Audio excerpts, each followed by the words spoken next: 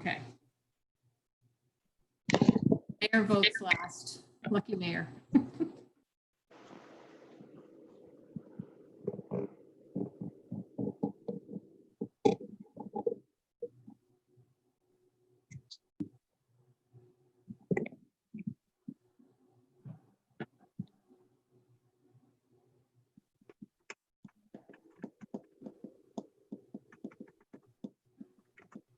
Okay, we are again live streaming and we have got Councillor Wilmer back with us. We have solved the technical difficulty we had. So at this point, I'm going to read the recommendation. The recommendation is that bylaw 2020-63, a bylaw to amend bylaw number 2006-26 of the town of Madawaska Valley as amended be given first and second reading the 7th day of July 2020. Could I have a mover, please? Moved by Councillor Bromwich, seconded by Councillor Wilmer. Councillor Bromwich has called for a recorded vote, so I'll ask the CAO to conduct a recorded vote. Councillor Bromwich, yea or nay? Nay. Councillor Poplinski, Councillor Poplinski, could you unmute yourself? Sorry.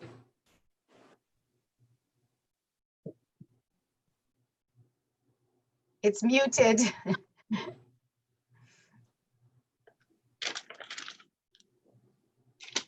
No, we're not getting it.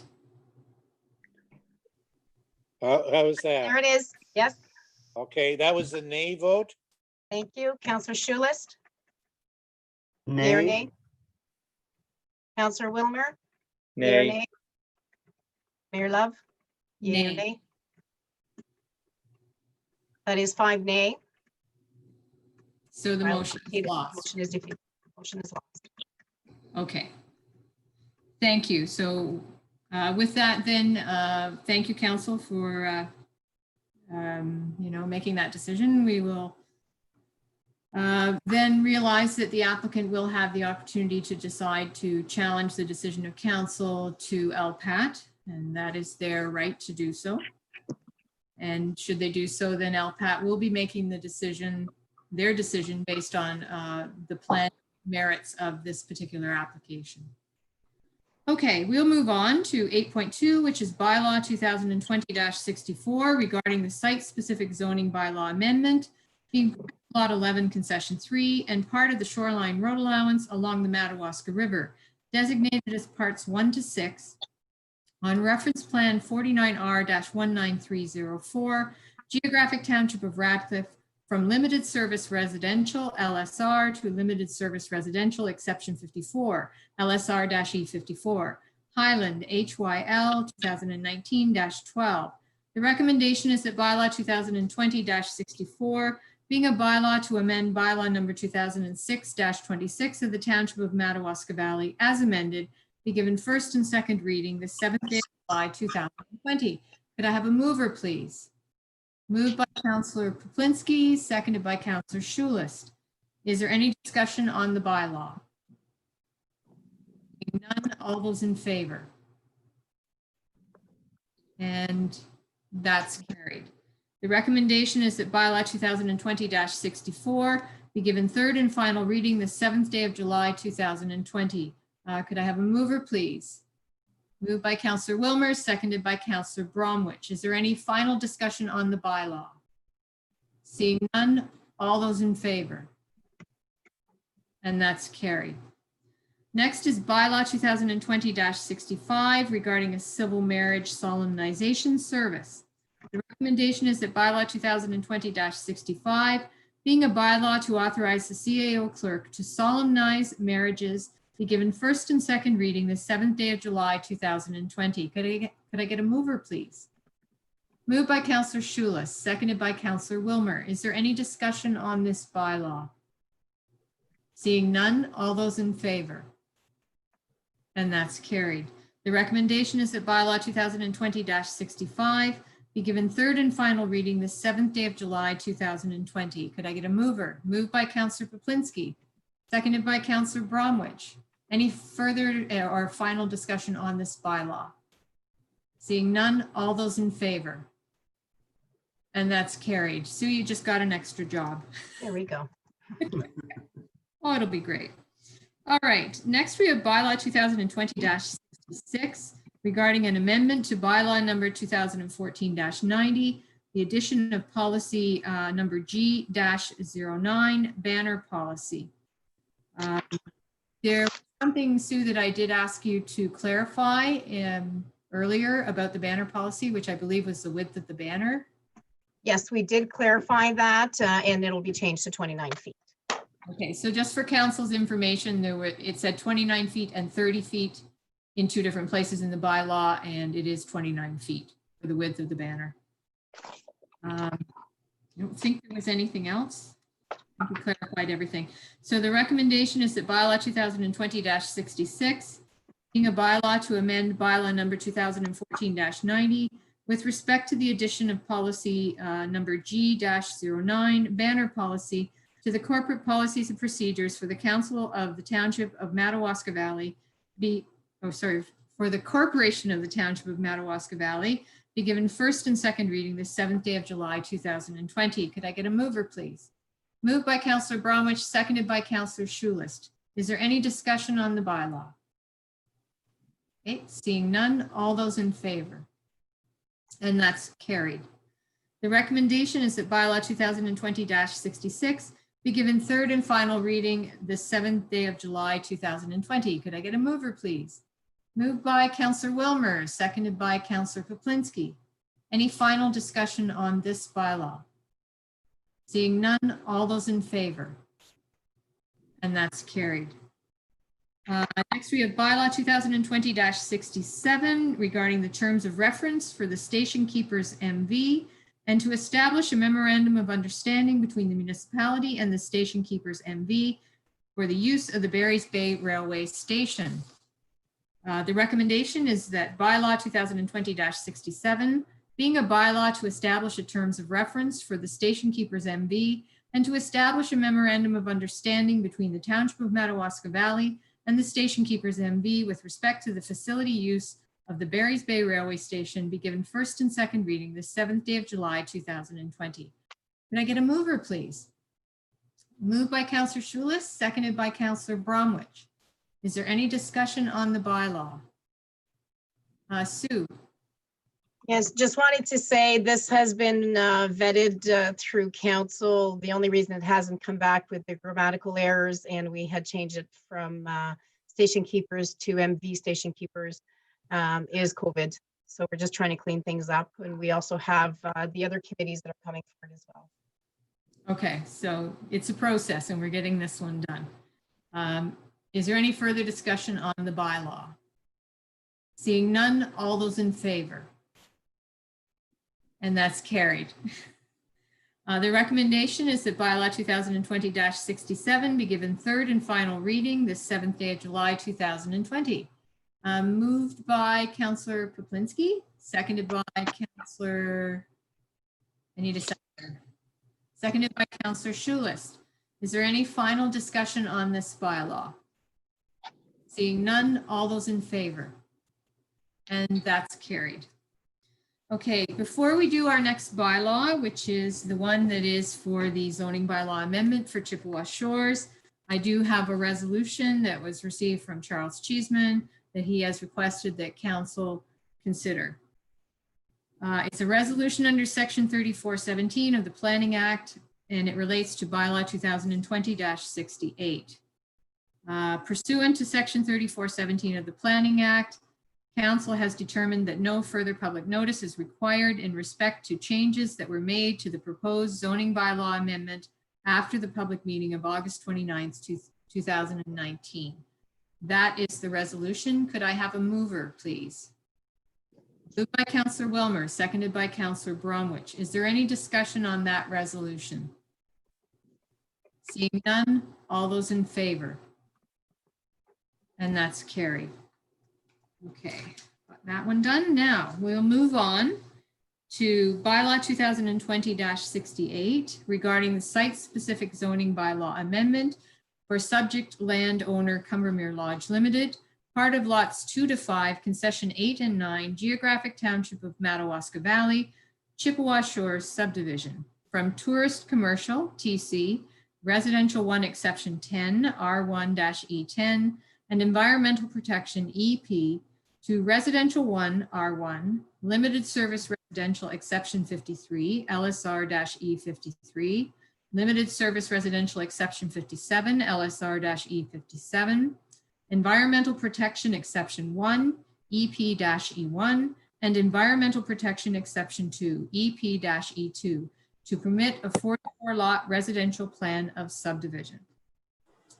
The recommendation is that bylaw 2020-68, being a bylaw to amend bylaw number 2006-26 of the Corporation of the Township of Madawaska Valley, as amended, be given first and second reading this 7th day of July, 2020.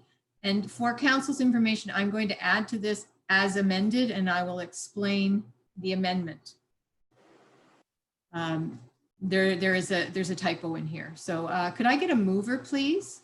Could I get a recorded vote on this, please? Yes, Councillor Bromwich has asked for a recorded vote. So could I get a mover? Moved by Councillor Schulist, seconded by Councillor Wilmer.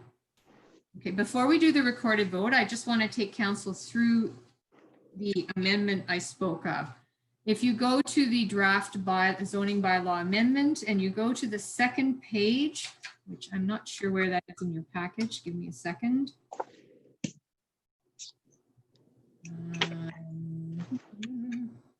Find the page here. It starts on page 125. What I want you to look at is page 126 of your package. Go down that page to B, environmental protection exception 2 is the heading, EP-E2. Draft you received said, notwithstanding any other provisions of this bylaw to the contrary for the lands located in the EPE1 zone.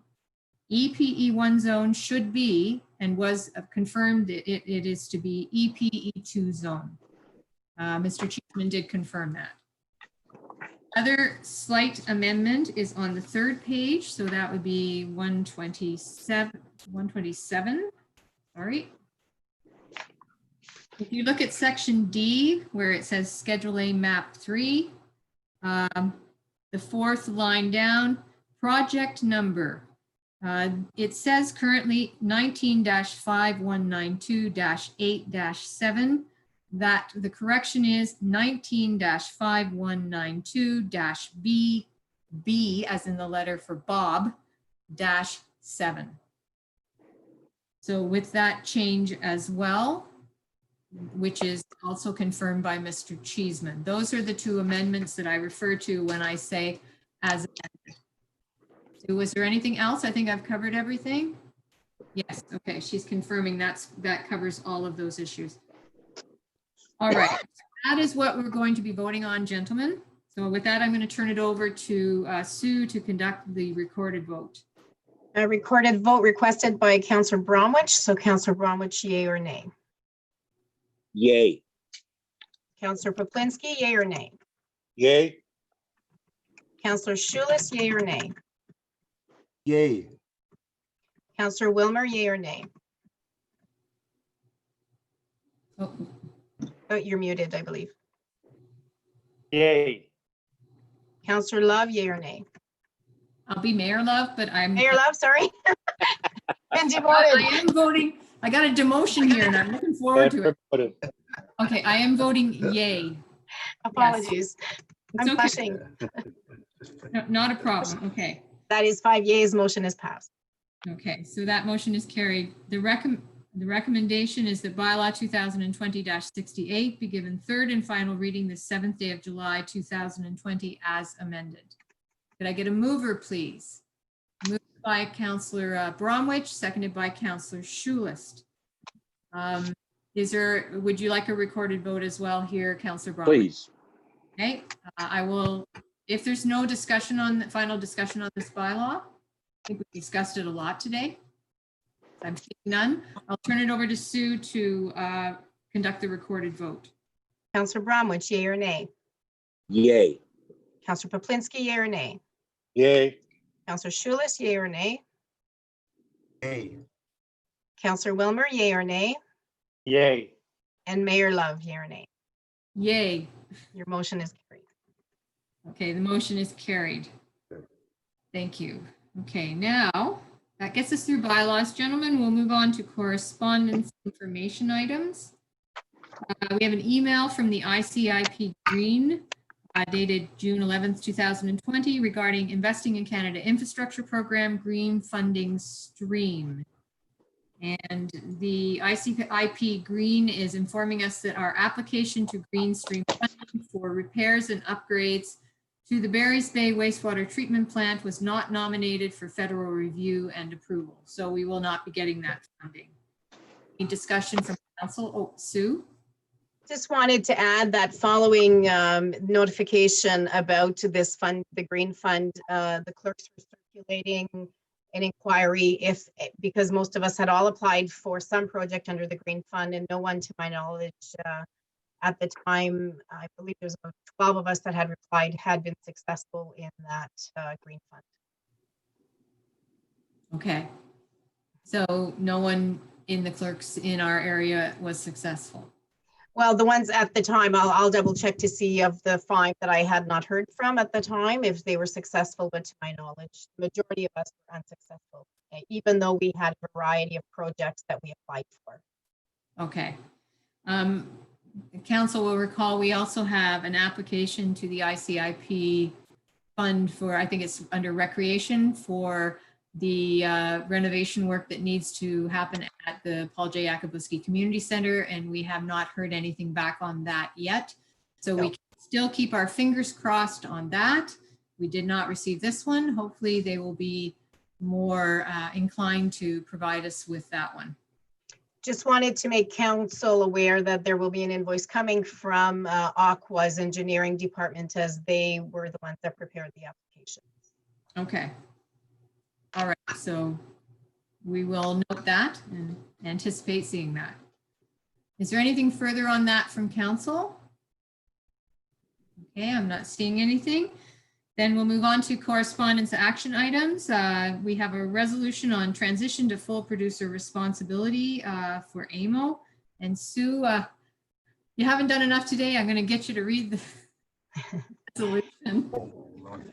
Absolutely. So at its meeting held on June 22nd, 2020, Sarnia City Council adopted the following resolution. No, this Submitted, is oh, sorry. transition to full producer responsibility. You're Oh, leaping there, ahead. I'm moving right ahead. Yes, Trying to get around reading that page in a bit. that's right. Yes. This was your resolution, so. Whereas the amount of single-use plastics leaking into our lakes, rivers, waterways is a growing of public concern. Sorry, I tried to make it bigger and it's too big. Whereas reducing the water we generate and reincorporating valuable resources from our waste stream into new goods can reduce GHGs significantly. Whereas the transition to full producer responsibility for packaging, paper, and paper products is critical to reducing waste, improving recycling, and driving better economic and environmental outcomes. Whereas the move to a circular economy is a global movement and the transition of Blue Box programs would go a long way toward this outcome. Whereas the Township of Madawaska Valley is supportive of a timely, seamless, and successful transition of Blue Box programs to full financial and operational responsibility by producers of packaging, paper, and paper products. Whereas the municipality of Madawaska Valley is concerned about a recent proposal by the Ministry of Environment, Conservation, and Parks that could jeopardize over 135 small, rural, remote, and northern community Blue Box programs across the province, as well as servicing to schools and public spaces. And whereas the Association of Municipalities of Ontario has requested municipal governments with Blue Box programs to provide an indication of the best date to transition our Blue Box program to full producer responsibility. Therefore, be it resolved that the municipality of Madawaska Valley strongly advocates for language to be included in the regulation that ensures municipalities under 5,000 in population could continue to receive Blue Box servicing as we agreed as part of the provincial government's Blue Box mediation, as well as schools and public spaces. That the Township of Madawaska Valley would like to transition their Blue Box program to producer responsibility by no later than December 31st, 2025. And that this decision is based on the following rationale. That municipal waste sites are not well positioned to respond to the rapidly changing composition of products and packaging, the necessary investments in collection and processing infrastructure, and the demands of end markets.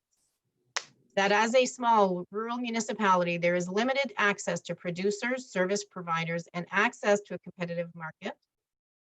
That the costs associated with municipal waste, including costs for required capital infrastructure to respond to rapidly changing collection, is primarily borne by the tax base.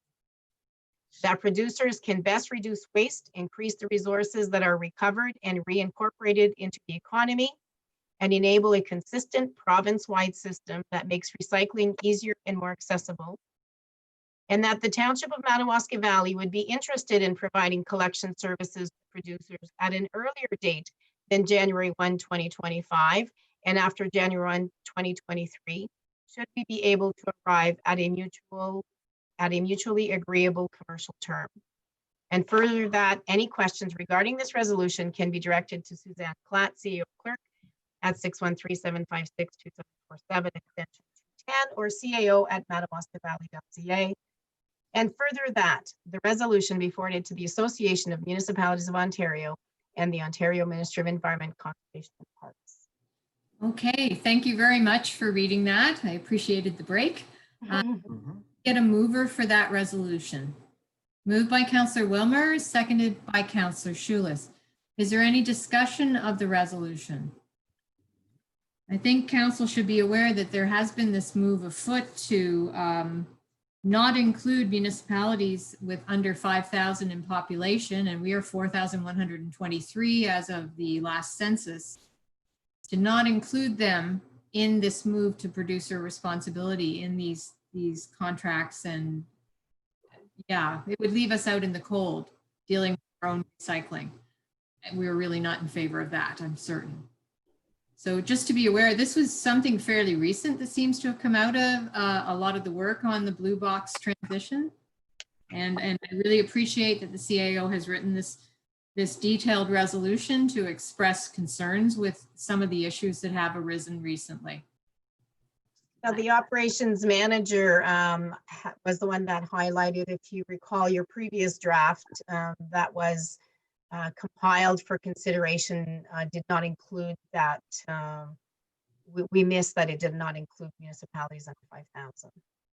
Okay, so I'd certainly like to thank Mr. Kuchkowski for that. We do appreciate that input because that's a super important point that we need to make with the government in regards to our desire to continue to provide recycling to our citizenry, but that we should also be considered like any other municipality with a population larger than 5,000.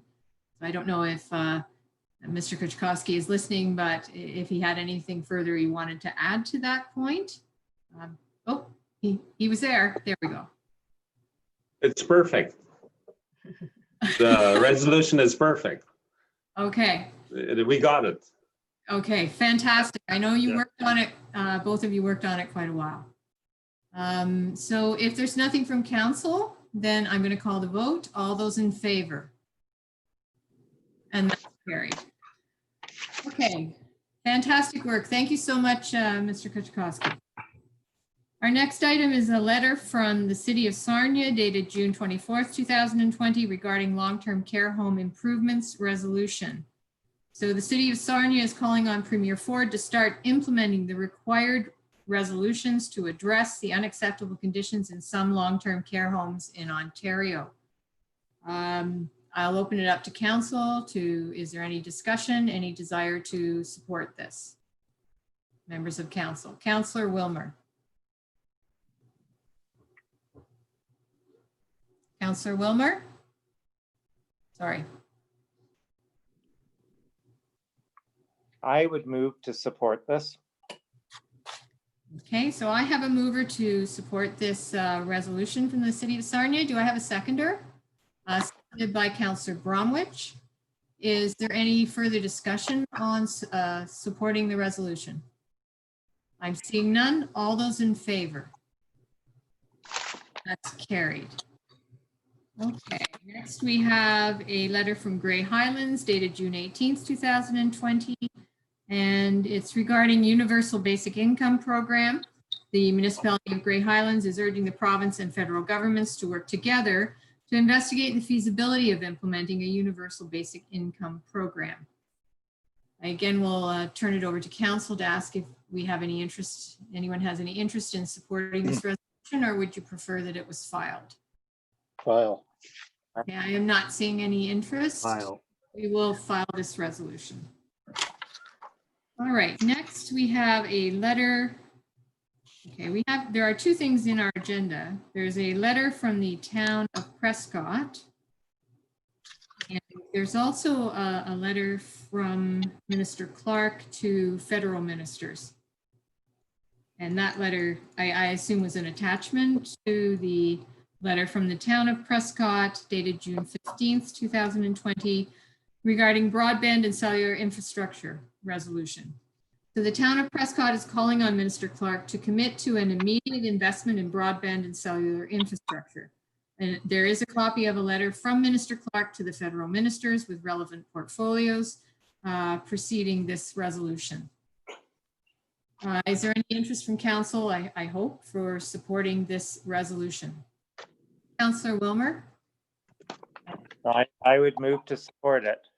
Okay, so moved by Councillor Wilmer that we support this resolution, seconded by Councillor Bromwich. Is there any discussion from council on the resolution? I think we all have experienced with COVID the desperate need we have in rural Ontario and probably in Northern Ontario as well to get our broadband and internet up to speed so that our citizens are not in any way held back or unable to do the things they need to do on the internet, and our students will be able to finish their schoolwork. Our businesses will be able to conduct business. We all know this is an issue. So if there's nothing further from council, I'll call the vote. All those in favor? And that's carried. Okay, next there's an email from, let's see, let me get the thing up here. So I received this email suggesting a ban be placed on fireworks in Madawaska. There's been some limited discussion about fireworks at council, so I wanted to make sure I know the will of council before responding to this email from Mr. Barenthal. Sometimes I can respond to ratepayers because I have a pretty good sense of what council's position is, but we haven't had any discussion on banning fireworks. Does any member of council have any desire to pursue a ban on fireworks? Okay. Councillor Poplinski. Thanks, Mayor Love. I certainly think we should have some thought going into this because we live in a beautiful area with a lot of forest, and I've always been very concerned about the fireworks. And since going back many years when we did have some issues with it, so not to recognize the issue that this could present for us down the road, I think is foolhardy. So I think we do need to have some discussion. I really do. Okay, so Councillor Poplinski, are you, Councillor Schulist. Yes, too, Madam Mayor. Councillor Poplinski, would you be considering controlled fireworks, or I know the fear that you've got is forest fires and stuff like that, because really all it takes is one spark and but because I know when the fireworks on July 1st happens in the Bay, it's controlled, right? Are we maybe looking at that? I don't know. Thank you. Well, right now, you can hear it almost any night of the week. And the other night, 4th of July in Canada, but there were people celebrating, obviously, the American holiday. But we're surrounded by trees and forests, and without those trees, we'll have nothing here. So all I'm saying is we should be very well aware of what's happening out there. Not everybody is controlling what they're doing. That's wonderful. They can have one the 1st of July in Barry's Bay, and they can have the fire department out. But what happens with the individuals, and especially the children? They're doing it. It's a big problem. Okay, so Counselor Wilmer. Sorry, can you hear me? Yes, Yes. we can. I agree with Councillor Poplinski in that we need to have something in place. We have no, from my understanding, we don't have any firework regulations. Not at And all. I know in most communities there are firework regulations, even if it's limiting it to certain days.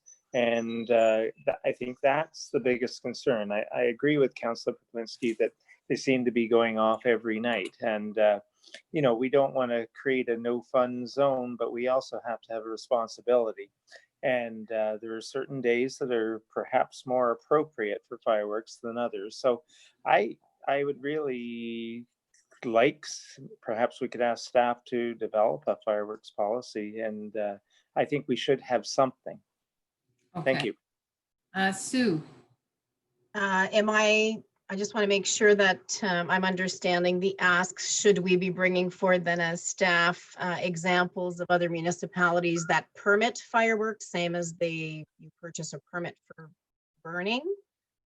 So that you limit what days it can happen, and by acquiring a permit, then the chief is aware when they are planning on setting them off and where. Is that what I'm hearing? I think Counselor Wilmer, yes? I think that might be a good start. I mean, I think probably just looking at other municipalities' bylaws, I'm not sure whether we need to go to permits or not, but maybe that's a good idea. But I think you want something that regulates when and where and how, a number of different things on the fireworks. But at this point, I really don't know how. I don't know enough about it, but I think we need something. So perhaps what we could ask staff to do is to provide council with a selection of bylaws from other municipalities that would give us some more information about what is being regulated in other municipalities in terms of fireworks and how what approach they're taking to it, as a sample to begin the thought process, to be able to have some discussion, to figure out what it is we think would be, if anything, what we think might be better in Madawaska Valley. Because at the moment it's the wild, wild west and there are no controls other than if there is a fire ban in place, a full fire ban that I believe prevents then fireworks. If you could maybe confirm that, Chief Quad. Yes, Madam Mayor, that is correct. I have received numerous complaints so far this year with fireworks. I am working on a report for council, which I hope to have ready here in the next month or so for this exact issue. I am looking at other townships that do the same thing, have regulations on when fireworks can be set and how they're set. So we'll have the report for you here probably within hopefully the next month. Right. Okay, fantastic. So then this is, staff is actually having complaints lodged and they are working on some options. I think if you could bring us back some sample bylaws that range from, you know, minimal control to more sophisticated controls and rules around fireworks. It would give us some sense of the span of possibilities as well. That would be nice. Just samples for us to read, so council can have an informed discussion. I mean, and then we know what we're what options we have. Councillor Poplinski. Yes, thank you, Mayor Love. I think we're heading in the right direction here. I know in the past, there was a period of time when the sale of fireworks was banned. And don't know whether we should want to go there, but that was one of the options. But, you know, and at one time you just couldn't do it because of issues with fire. And, but I'm looking forward to working with whatever we can and perhaps have some guidelines and restrictions. Okay, fantastic. So I will respond to this individual and let him know that council will be reviewing bylaws from other municipalities and having discussion in the near future on this very issue. That gives me good direction, and I appreciate that, council, because I don't always have a clear understanding of the will of council on issues that come to me as mayor, and I like to make sure that I have checked with you. Is there anything further on that then? Have we given enough direction to staff? Yes, Okay. thank you. Okay, that's good. I'll move on to our next one. This is an email from Miriam Pedersen, dated July 2nd, 2020, regarding mandatory wearing of masks. So I also received this email suggesting council make the wearing of masks mandatory inside public buildings and stores. And again, as this is an emerging issue, I placed it on council's agenda for discussion. At this point, it's a moot point for council's discussion. There was a press release on July 6, 2020 from the Renfrew County and District Health Unit, and I will share the press release with council by email when we're done our meeting. So it says today, medical officers of health from Eastern Ontario Health Unit, Leeds, Grenville and Lanark District Health Unit, Renfrew County and District Health Unit, and Ottawa Public Health announced a regional approach to the use of masks in their respective jurisdictions. Each public health unit will be invoking a directive under the province's Emergency Management and Civil Protection Act. It goes on to say that in Renfrew County and District, this directive will require that masks are worn in enclosed public spaces. The details of the local directive are in development and will come into effect next week. Renfrew County District Health Unit's first step for implementation of this directive is a gradual education process to be further assessed going forward. This directive is to be primarily used as a means to educate people on mask use in premises, especially where 2-meter physical distance cannot be maintained. So while I did put this on the agenda for council to see if there was any desire to discuss it, the decision has been taken out of our hands and it has been made by the Renfrew County and District Health Unit. Councillor Poplinski. Yes, thanks, Mary Love. Was there any suggestion as to how it would be enforced and who would do that? Okay. There's more on this. I didn't want to read the entire press release, but it does refer to, it says, under the directive, the person responsible for a business or organization that is open shall operate the business or organization in compliance with the advice, recommendations, and instructions of public health officials, including any advice, recommendations, or instructions on physical distancing, cleaning, and disinfecting. So what it sounds like, and I don't want to put words in the Renfrew County and District Health Unit's mouth, but from this press release, it sounds like there's an expectation that the enforcement of the wearing of masks will be on the business or organization that's open to the public. Now, I can tell council I have already had calls from businesses. They have expressed concerns to me about this. But again, this is not something as a county councillor that I can in any way affect. This is our medical officer of health that's made this decision. It's also not anything that you as a councillor can affect. I will be expressing the concerns I heard from the business owner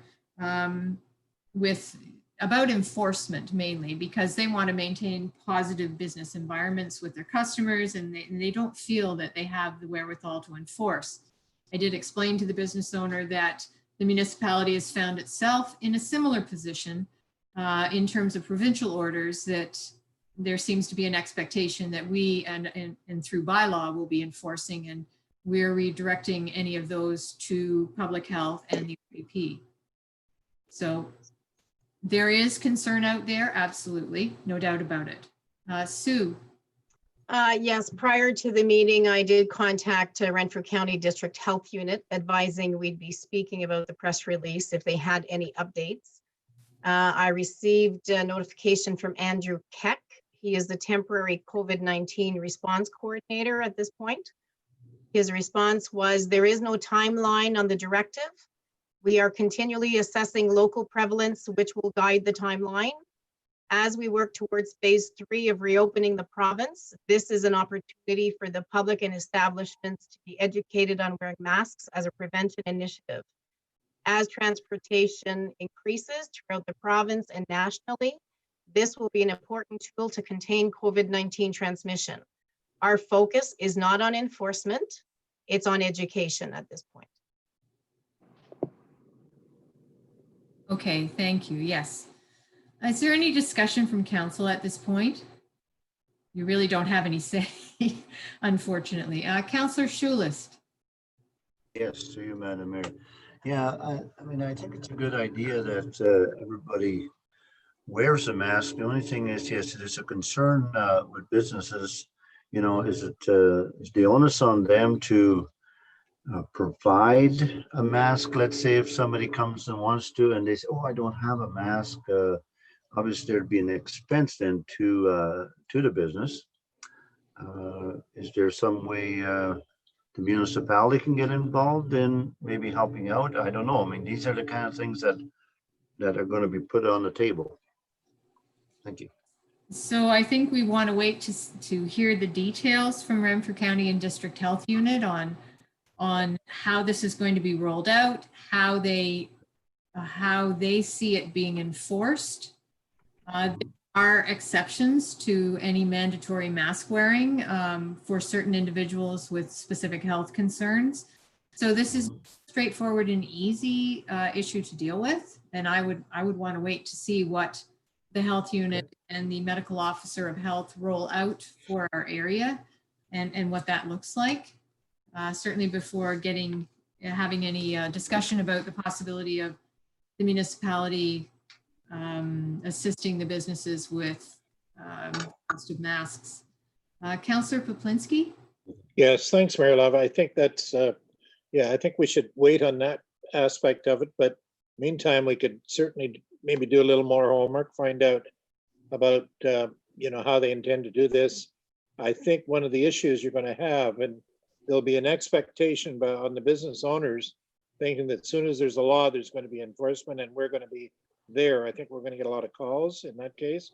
So, and also monitor the current situation, especially if there's a spike, then we need to act quicker. But if we've already got some mechanisms in place, then we can be able to respond appropriately. So I'm not against continuing to keep an eye on this, and because we don't know where this is all going, and we don't want to get caught short. But the aspect, as I say, of the expectation when laws are passed, that whether you enforce it, but certainly education is part of that. But we need to be active in this regard. Yeah. Thank you. Okay, thank you. Is there any further discussion from council on this at this point? I think I will just respond to Ms. Henderson and point her in the direction of the Renfrew County and District Health Unit and the medical officer of health and the decision that has been made. And if she wishes for further information, she can seek it there as we. Anyone else on this? Are we good with that response? Yep. I'm not seeing any concerns. All right, fantastic. That gets us through our correspondence. We get now to new business. Under new business, we have a letter from the County of Renfrew to John Yakubuski, MPP, dated June 12th, 2020. And we also have a letter from John Yakubuski, MPP, to Steve Clark, MPP, official plan amendment number 25, 5-year review, final approval.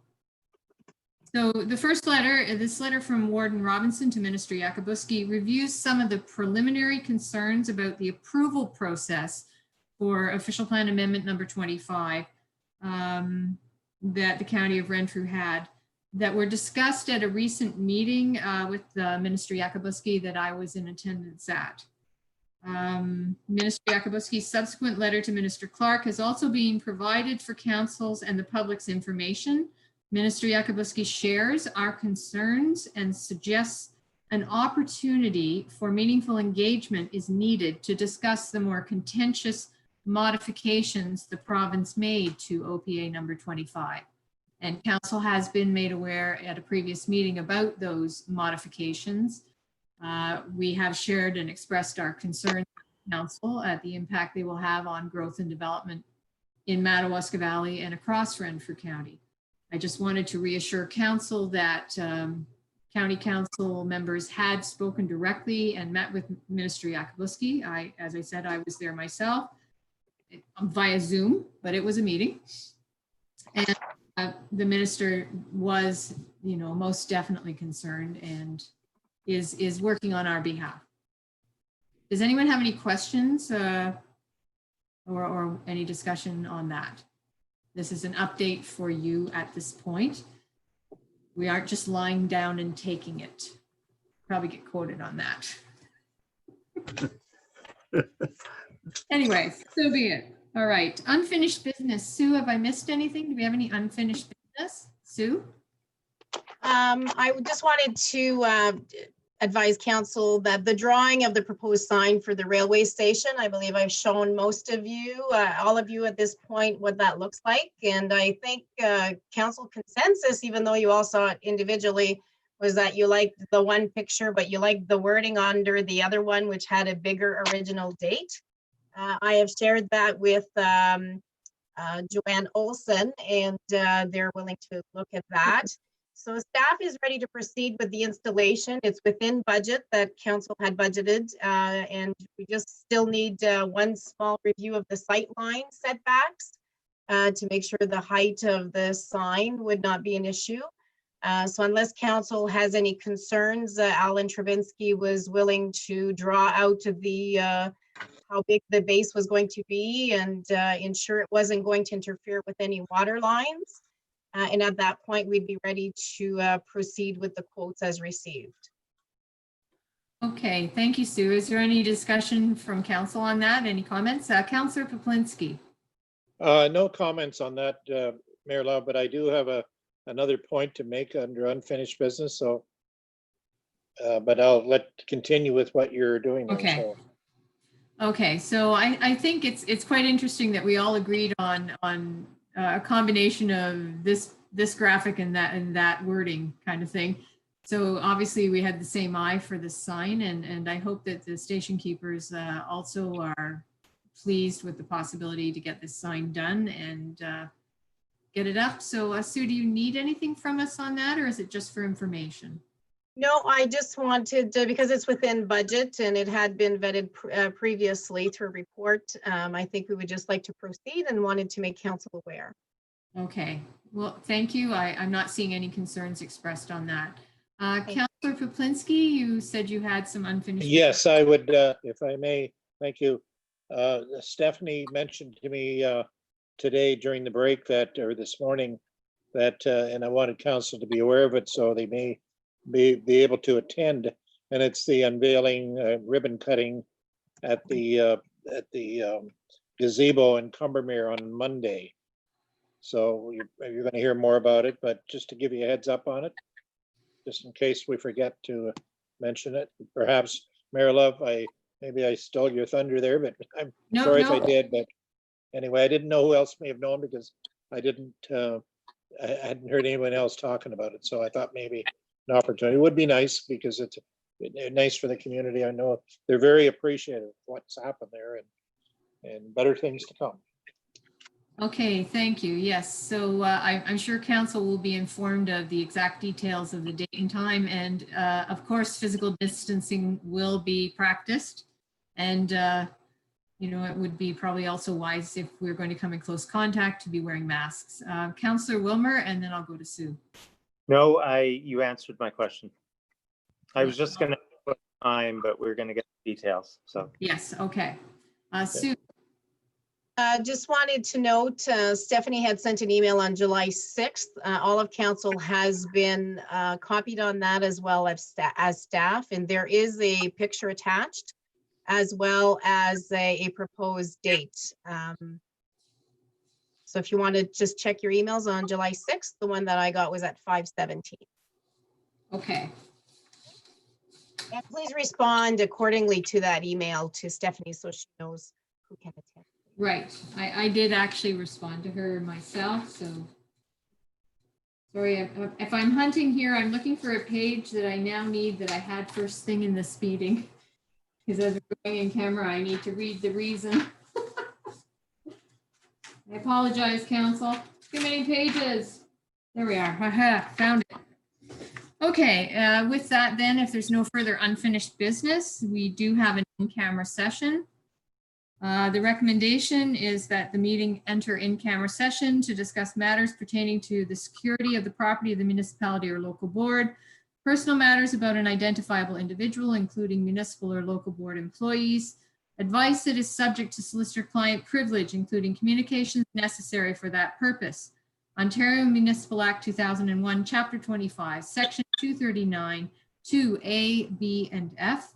Number 1 will be the special council meeting minutes in camera of June 2nd, 2020. Number 2, the special council meeting minutes in camera of June 9th, 2020. Number 3, special council meeting minutes in camera of June 25th, 2020.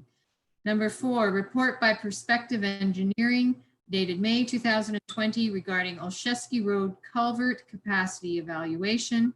And number 5 will be, gosh, no, I've lost it. Just a second. Wishart and Law correspondence. 5A is a letter from Wishart and Law to council dated July 6, 2020 regarding June 2nd, 2020 council direction. 5B, copy of a letter from Roger Paul to Wishart and Law dated July 5th, 2020. 5C is copy of a letter from Wishart and Law to Roger Paul dated June 19th, 2020. And FIPA request March 26, 2020. Could I get a mover, please? Moved by Councillor Wilmer, seconded by Councillor Schulist. All those in favor? And that's carried. So we are in camera, and I will wait until Gwen gives me the okay that the live stream